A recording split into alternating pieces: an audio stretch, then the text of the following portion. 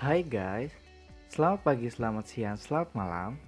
Perkenalkan, kami dari kelompok 9 yang beranggotakan 5 orang, yaitu Ananda Rehan, Hanifah Nabila Febriani, Rizky Palupa, Revina Nafisah Daitama, dan Jinan Afian Amir. Di video kali ini, kami akan mempresentasikan tugas pengantar ilmu komunikasi tentang model komunikasi menurut De Vito. Yang pertama, apa itu komunikasi?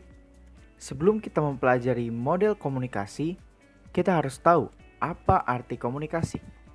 Komunikasi adalah suatu aktivitas penyampaian informasi, baik itu pesan, ide, dan gagasan dari suatu pihak ke pihak lainnya yang dilakukan secara langsung maupun tidak langsung.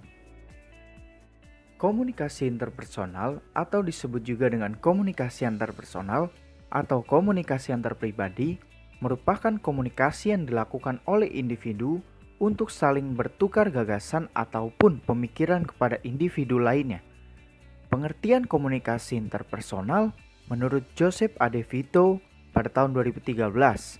Komunikasi interpersonal adalah interaksi verbal dan nonverbal antara dua orang ataupun lebih yang saling tergantung satu sama lainnya. Elemen-elemen dalam komunikasi interpersonal. Menurut Joseph A. De Vito, dalam komunikasi interpersonal terdapat beberapa unsur atau elemen penting, yaitu pesan atau message. Pesan merupakan sinyal yang dipandang sebagai stimuli atau rangsangan bagi penerima pesan dan diterima oleh salah satu indera manusia atau kombinasi dari beberapa indera manusia. Dengan kata lain, dalam komunikasi tatap muka, kita mengirim dan menerima pesan melalui 5 panca indera yang kita miliki. Kita menegosiasikan makna yang kita peroleh dari komunikasi interpersonal melalui pengiriman dan penerimaan pesan verbal dan pesan nonverbal. Selanjutnya, encoding, decoding. Yang dimaksud dengan encoding adalah tindakan memproduksi pesan seperti menulis dan berbicara. Sementara itu, yang dimaksud dengan decoding adalah tindakan memahami pesan seperti mendengar atau membaca.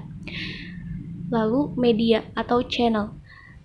Yang dimaksud dengan channel adalah media yang digunakan untuk menyampaikan pesan yang menghubungkan sumber dan penerima. Dalam komunikasi tatap muka, kita mengirim dan menerima pesan melalui 5 panca indera yang kita miliki. Selanjutnya, gangguan atau noise. Secara teknis, gangguan atau noise adalah segala sesuatu yang mendistorsi sebuah pesan atau hal-hal yang mencegah penerima menerima sebuah pesan. Gangguan dalam suatu komunikasi dapat juga disebut sebagai hambatan-hambatan komunikasi. Terdapat beberapa jenis gangguan, yaitu gangguan semantik, gangguan fisiologis, gangguan psikologis, gangguan intelektual, dan gangguan lingkungan. Selanjutnya, umpan balik atau feedback. Umpan balik atau feedback adalah informasi yang kita terima sebagai bentuk respon terhadap pesan yang telah kita kirimkan.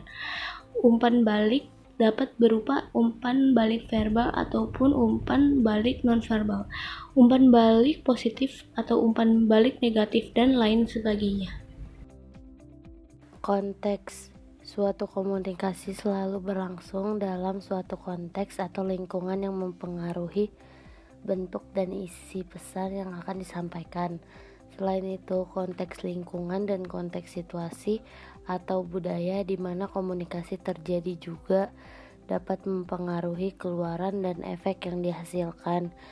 Konteks lingkungan dapat berupa lokasi fisik di mana interaksi terjadi.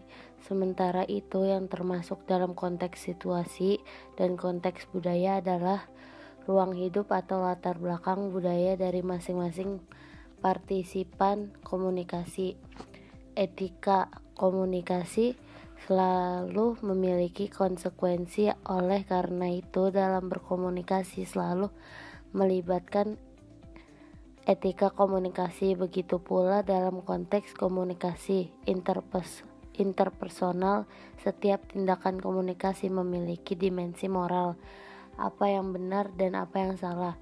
Dengan memahami elemen-elemen penting dalam komunikasi interpersonal, maka kita akan dapat memperbaiki kompetensi serta keterampilan kita dalam komunikasi interpersonal.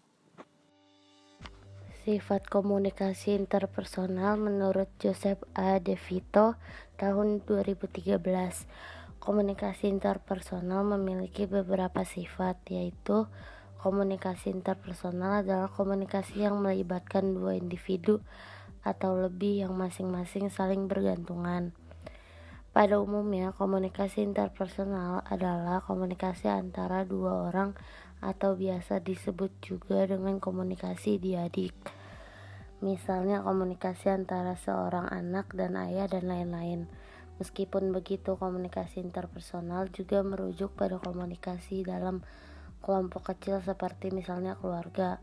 Walau dalam keluarga, komunikasi berlangsung dalam bentuk komunikasi diadik seperti ibu kepada anak. Komunikasi interpersonal adalah secara inheren bersifat rasional karena sifatnya yang saling bergantung. Komunikasi interpersonal tidak dapat dihindari dan bersifat sangat penting. Komunikasi interpersonal berperan dalam sebuah hubungan yang berdampak pada hubungan dan mengartikan hubungan itu sendiri. Komunikasi yang berlangsung dalam sebuah hubungan adalah bagian dari fungsi hubungan itu sendiri. Oleh karena itu, cara kita berkomunikasi secara besar ditentukan oleh jenis hubungan yang ada antara kita dan orang lain. Perlu dipahami pula bahwa cara kita berkomunikasi, cara kita berinteraksi akan mempengaruhi jenis hubungan yang dibangun. Komunikasi interpersonal berada pada sebuah rangkaian kesatuan. Komunikasi interpersonal berada dalam sebuah rangkaian kesatuan yang panjang yang membentang dari impersonal ke personal yang lebih tinggi. Pada titik impersonal, kita berkomunikasi secara sederhana antara orang-orang yang tidak saling mengenal, misalnya pembeli dan penjual. Sedangkan pada titik personal yang lebih tinggi, komunikasi berlangsung antara orang-orang yang secara akrab terhubung satu sama lain, misalnya ayah dan anak. Komunikasi interpersonal melibatkan pesan verbal maupun pesan nonverbal. Komunikasi interpersonal melibatkan pertukaran pesan baik pesan verbal maupun pesan nonverbal. Kata-kata yang kita gunakan dalam komunikasi tatap muka dengan orang lain biasanya disertai dengan petunjuk nonverbal seperti ekspresi wajah, kontak mata, dan gerak tubuh atau bahasa tubuh. Kita menerima pesan interpersonal melalui panca indera yang kita miliki seperti mendengar, melihat, mencium, dan menyentuh. Kita bersikap diam pun sebenarnya mengirimkan suatu pesan interpersonal. Pesan-pesan yang disampaikan sebagian besar bergantung pada faktor-faktor yang terlibat dalam interaksi. Komunikasi interpersonal berlangsung dalam berbagai bentuk. Komunikasi interpersonal pada umumnya berlangsung secara tatap muka. Misalnya seperti kita berbicara dengan ibu atau ayah kita. Di era kemajuan teknologi komunikasi seperti sekarang, komunikasi interpersonal berlangsung melalui jaringan komputer. Kehadiran internet sebagai media komunikasi serta media komunikasi modern lainnya menjadikan komunikasi interpersonal dapat dilakukan melalui surat elektronik atau media sosial. Beberapa bentuk komunikasi interpersonal masa kini bersifat real time. Dalam artian pesan yang dikirim dan diterima pada satu waktu sebagaimana dalam komunikasi tatap muka. Pesan yang dikirimkan dan diterima melalui berbagai media sosial dalam konteks komunikasi interpersonal jelas memiliki pengaruh media sosial serta efek media sosial bagi hubungan interpersonal yang dibangun. Komunikasi interpersonal melibatkan berbagai pilihan. Pesan-pesan interpersonal yang kita komunikasikan kepada orang lain adalah hasil dari berbagai pilihan yang telah kita buat. Dalam kehidupan interpersonal kita dan interaksi kita dengan orang lain, kita disajikan dengan berbagai pilihan. Maksudnya adalah momen ketika kita harus membuat pilihan kepada siapa kita berkomunikasi. Apa yang kita katakan, apa yang tidak boleh kita katakan, apakah pilihan frasa yang ingin kita katakan, dan lain-lain sebagainya. Pilihan-pilihan komunikasi interpersonal beserta alasannya dalam berbagai situasi, berbagai pilihan yang dipilih dapat bekerja dengan baik dibanding yang lainnya. Prinsip-prinsip dalam komunikasi interpersonal.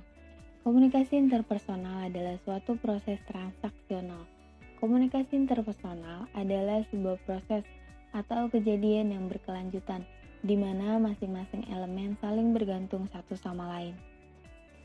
Komunikasi interpersonal secara konstan terus terjadi dan mengalami perubahan. Agar dapat memahami gambaran komunikasi interpersonal sebagai proses transaksional, maka model komunikasi transaksional dapat menjadi jawabannya. Komunikasi interpersonal memiliki tujuan.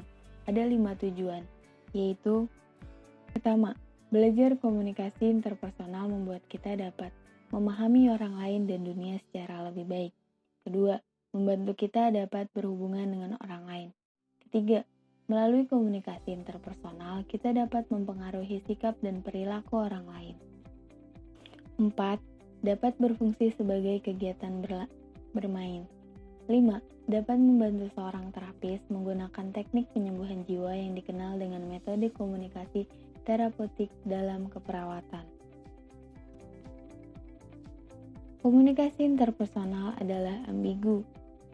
Semua pesan-pesan berpotensi ambigu. Masing-masing orang akan memberikan makna yang berbeda terhadap pesan yang sama. Terdapat ambiguitas dalam semua hubungan. Hubungan interpersonal dapat membentuk simetris atau komplementer. Interaksi interpersonal dapat merangsang pola perilaku yang sama atau berbeda. Komunikasi interpersonal merujuk pada isi dan hubungan di antara para partisipan. Dalam sistem komunikasi interpersonal, hubungan interpersonal memegang peranan yang sangat penting karena hubungan interpersonal yang baik merupakan penanda bagi komunikasi yang efektif. Komunikasi interpersonal dapat diberi tanda atau ditandai karenanya setiap orang memisahkan bagian-bagian komunikasi ke dalam stimuli atau rangsangan dan respon terhadap perspektif dasar yang dimiliki oleh masing-masing partisipan. Komunikasi interpersonal tidak dapat dihindari, tidak dapat diulang, dan tidak dapat diubah. Ketika berada dalam sebuah situasi interpersonal, kita tidak dapat tidak berkomunikasi dan kita tidak dapat mengulang secara tepat sebuah pesan secara spesifik.